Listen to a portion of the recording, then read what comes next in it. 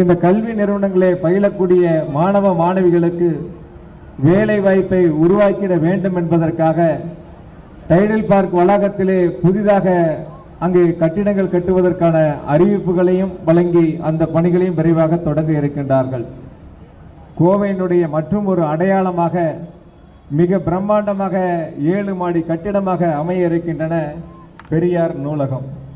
அந்த நூலகத்திற்கு முதலமைச்சர் அவர்கள் அடிக்கல் நாட்டி அந்த பணியினை தொடங்கி வைத்திருக்கின்றார்கள்.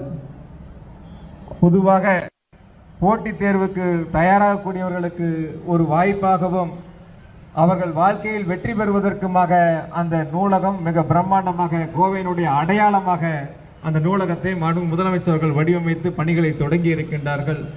இன்னும் ஏராளமான திட்டங்களை கோவைக்கு முதலமைச்சர்கள் வழங்கி இருக்கின்றார்கள்.